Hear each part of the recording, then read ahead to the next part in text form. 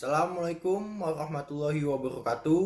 Nama saya Ahmad Faiz Jawahri Fauzi dari kelompok 2 ingin mempresentasikan materi tentang motivasi. Yang pertama itu ada pengertian motivasi. Motivasi dapat diartikan sebagai kekuatan atau energi seseorang yang dapat menimbulkan tingkat persistensi dan entusiasme dalam melaksanakan suatu kegiatan, baik yang bersumber dari dalam diri individu itu sendiri maupun dari luar individu. Menurut Friends and Raven adalah sesuatu yang mendorong seseorang untuk menunjukkan perilaku tertentu.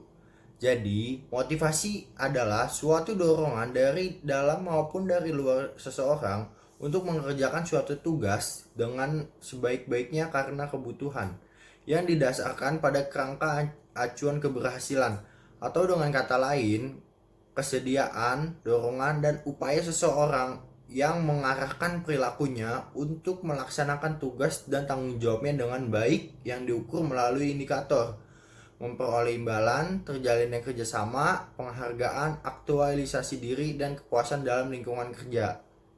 Sekian pengertian motivasi. Materi selanjutnya akan dilanjutkan oleh teman saya.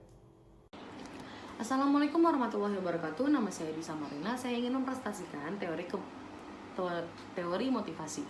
Teori motivasi yang pertama adalah teori kebutuhan. Teori kebutuhan itu terdiri dari 5 tingkatan. Yang pertama adalah tingkatan kebutuhan fisiologikal. Kebutuhan fisiologikal itu seperti haus, lapar, rasa ingin beristirahat. Terus ada juga kebutuhan rasa aman. Kebutuhan rasa aman itu bukan hanya sekedar untuk fisik kita aja, tapi untuk mental kita, psikologikal kita, untuk intelektual kita. Terus ada juga rasa akan kasih sayang. Terus yang keempat ada kebutuhan akan harga diri. Biasanya kebutuhan akan harga diri ini tercermin ketika kita memiliki suatu tingkat status. Yang kelima ada aktualisasi diri. Aktualisasi diri ini kesempatan bagi seseorang untuk mengembangkan potensinya. Terus teori yang kedua itu ada teori kebutuhan berprestasi. Biasanya memiliki 3 ciri. Ciri yang pertama, sebuah referensi untuk mengerjakan tugas dengan derajat kesulitan moderat.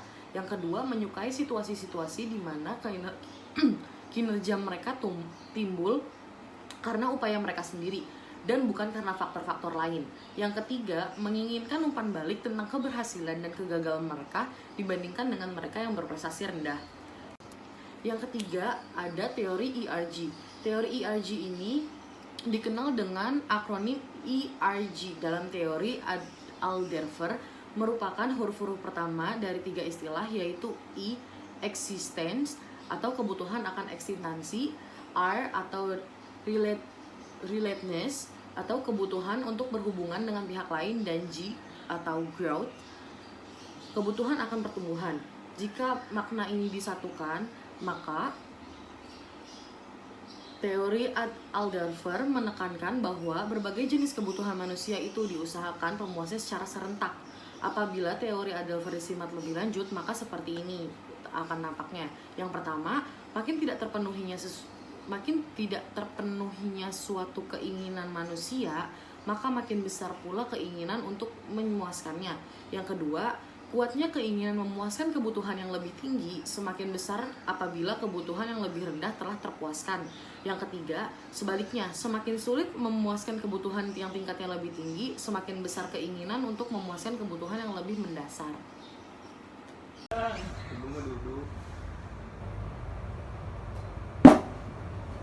Assalamualaikum, perkenalkan nama saya Niki. Saya akan menjelaskan tentang teori motivasi. Di sini saya akan menjelaskan teori motivasi menurut Herzberg. Menurut Herzberg ada 2 motivasi, ada 2 faktor motivasi. Yang pertama itu faktor higiene, memotivasi untuk keluar dari ketidakpuasan, termasuk di dalamnya adalah hubungan antar manusia, imbalan, kondisi lingkungan, dan sebagainya. Nah, faktor higiene ini termasuk faktor ekstrinsik. Lalu yang kedua itu ada faktor intrinsik. Kalau misalnya faktor intrinsik itu memotivasi seorang untuk berusaha mencapai kepuasan yang termasuk di dalamnya adalah achievement, pengakuan, kemajuan, tingkat kehidupan, dan sebagainya. Lalu di sini ada teori keadilan. Teori keadilan itu di dalamnya menumbuhkan persepsi tertentu. Seseorang biasanya menggunakan 4 hal. Yang pertama itu harapan tentang jumlah imbalan yang dianggapnya layak diterima berdasarkan kualifikasi pribadi seperti pendidikan, keterampilan, sifat pekerjaan, dan pengalaman. Lalu yang kedua itu adalah imbalan yang diterima oleh orang lain dalam organisasi yang kualifikasi dan sifat pekerjaannya relatif sama dengan pegawai lain di organisasi yang lain.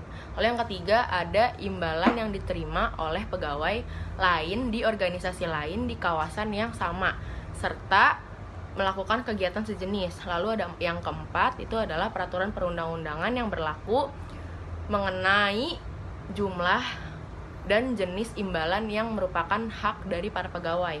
Lalu yang keenam ada teori penetapan tujuan. Menurut Edwin Locke mengemukakan bahwa dalam penetapan jumlah tujuan memiliki 4 macam mekanisme memotivasi. Yang pertama adalah tujuan mengarahkan perhatian, lalu tujuan mengatur upaya, yang ketiga tujuan meningkatkan resistensi, yang keempat adalah tujuan menunjang strategi dan rencana kegiatan. Terima kasih.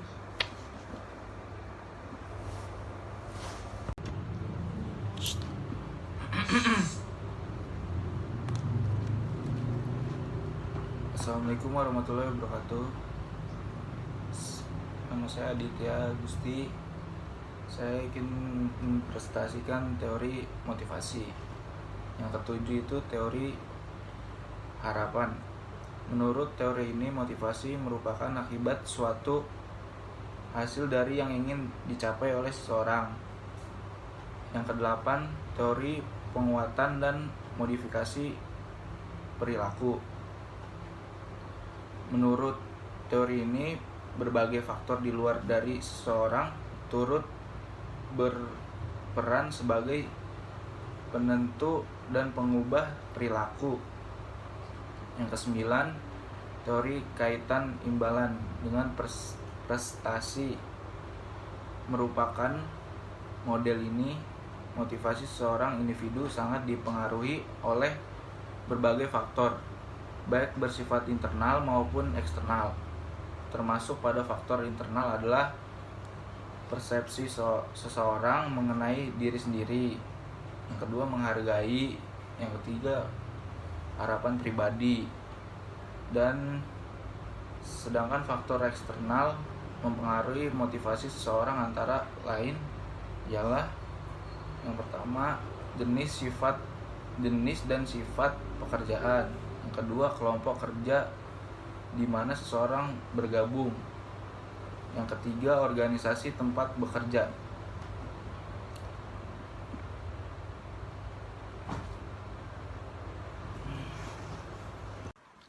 Assalamualaikum warahmatullahi wabarakatuh. Perkenalkan, nama saya Liana Artianti dari kelompok 3, ingin menjelaskan tentang pendorong motivasi kerja. Pertama, pendorong motivasi kerja itu dibagi menjadi 2, ada internal dan eksternal. Yang pertama internal, yang pertama itu ada keinginan untuk tetap hidup. Jadi karyawan kalau misalnya udah kerja, itu pasti dia berpenghasilan dan melanjutkan kehidupannya. Yang kedua, keinginan untuk dapat memiliki. Jadi kalau misalnya dia udah berpenghasilan, otomatis dia kalau pengen sesuatu pasti dia beli dan dapat apa yang dia miliki. Apa yang dia pengen terus dia miliki gitu.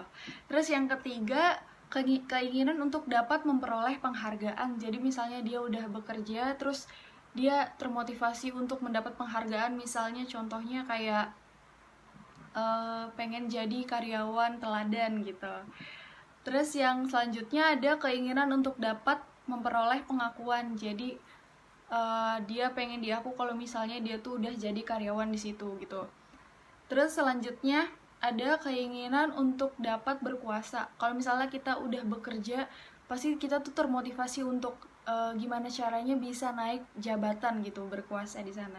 Selanjutnya ada faktor eksternal. Yang pertama ada kondisi lingkungan kerja. Nah, kalau misalnya lingkungan kerja kita tuh udah nyaman, enak, terus rekan-rekan kerjanya juga mendukung gitu, jadi kita kan betah tuh kerja dan makin termotivasi untuk bekerja. Selanjutnya ada kompensasi. yang memadai. Kompensasi misalnya kayak terlambat boleh asal sampai 15 menit aja. Nah, itu kan sebuah kompensasi gitu.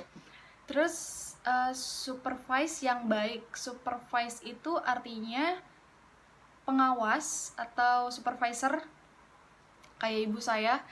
Dia kata teman-temannya itu dia tuh galak kalau misalnya di kerjaan. Nah, jadi kalau di sini kalau supervisornya udah baik, pengawasnya baik, ya balik lagi ke yang tadi, rekan-rekan kerjanya memadai, enak gitu. Jadinya kita tuh makin semangat untuk bekerja.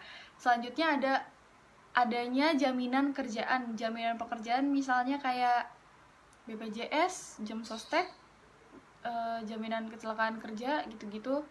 Ya. Selanjutnya ada status dan tanggung jawab.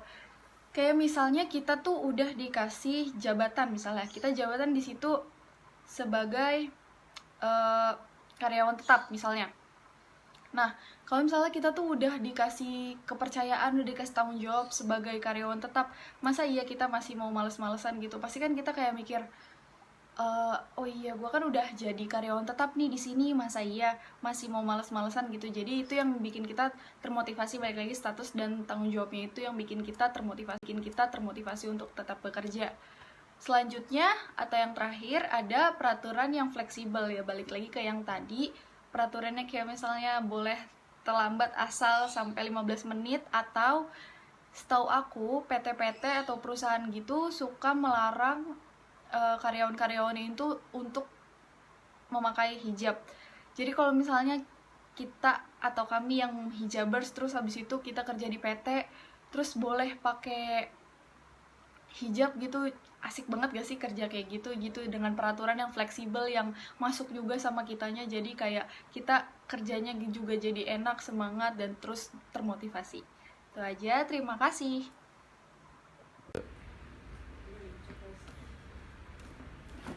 Assalamualaikum warahmatullahi wabarakatuh. Nama saya Raffi Luki. Di sini saya akan menjelaskan pendekatan dalam motivasi. Pendekatan motivasi itu terdiri menjadi 3. Yang pertama itu pendekatan tradisional. Menurut pendekatan ini, seseorang didorong oleh keinginannya untuk memperoleh gaji. Dan yang kedua itu pendekatan hubungan manusiawi atau human relation. Pendekatan ini mengatakan bahwa motivasi seseorang didorong oleh keinginannya untuk berinteraksi dengan orang lain. Dan yang ketiga, ada pendekatan manajemen sumber daya manusia atau human resource management. Pendekatan ini mengatakan kepentingan karyawan harus diperhitungkan.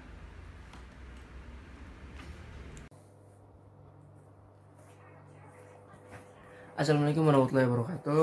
Perkenalkan, nama saya Fahmi Hamzah. Saya dari kelompok 2 ingin mempresentasikan tentang tantangan dalam memotivasi. Memotivasi orang adalah merupakan aspek kunci bagi manajer yang efektif dalam menghadapi tantangan. Dalam menghadapi tantangan